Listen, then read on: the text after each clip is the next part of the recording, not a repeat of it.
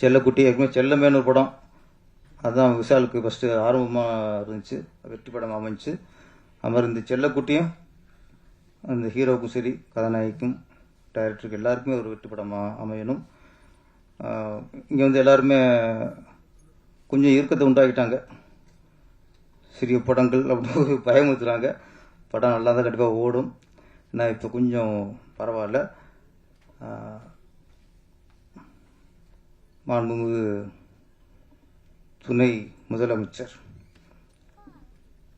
உதயநிதி ஸ்டாலின் அவர்கள் ஒரு துணை முதலமைச்சராக இருக்கார்.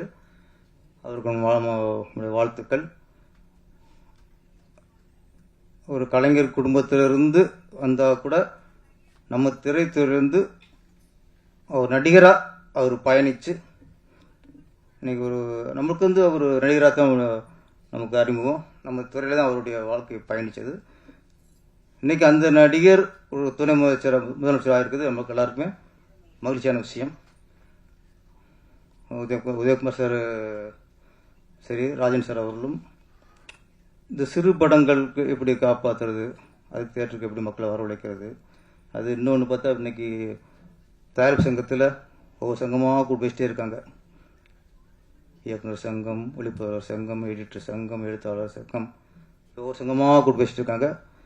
என்னோட வேண்டுகோள் எப்படின்னா, இன்னைக்கு நம்ம திரைத்துறையிலிருந்து இன்னைக்கு ஒரு துணை முதலமைச்சராக இருக்காரு உதயநிதி ஸ்டாலின் அவர்கள். அவரிடம் இதை பற்றி பேசணும். இப்போ இங்கே வந்து நம்ம உதயகுமார் சார் வந்து அவ்வளோ ஆதங்கத்தை கொட்டினார். அவரோட பேச்சை கேட்கும்போது நமக்கு சினிமா நேசிக்க எல்லாருக்குமே ஒரு ஒரு வழி வரும். அதான் நமக்கு வருது.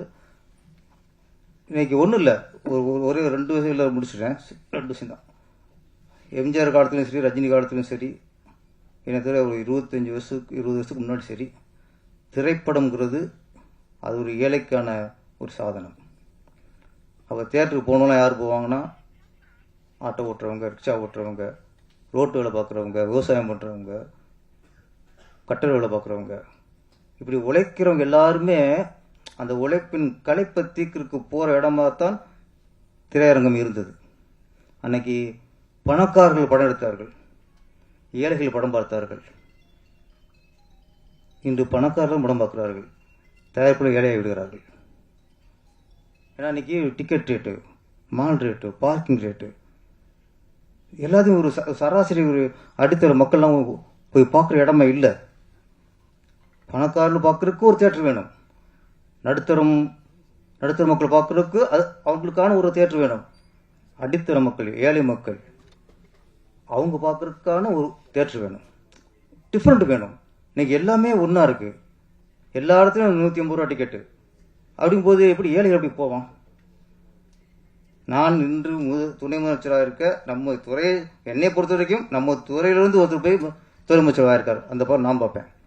அப்போ அவர் சினிமாவுக்கு சில பண்ணணும். நம்ம ஒரு வேண்டுகோள் தான், ஏழைகள் பார்ப்பதற்கான திரையரங்குகளில் அரசு கட்ட வேண்டும். எப்படி ஏழைகள் சாப்பிடுவதற்கு ஒரு அம்மா உணவகம்னு ஜெயலலிதா கொண்டு வந்தாங்கல்ல, இன்னைக்கு எத்தனை ஏழைகள் அம்மா உணவு சாப்பிட்றாங்க. இங்கே சினிமா துறையிலேயே ஒரு ரொம்ப ஏழ்மையில் உள்ள தொழிலாளர்கள்லாம் நிறைய பேர் அம்மா உணவு தான் சாப்பிடுவாங்க போயிட்டு.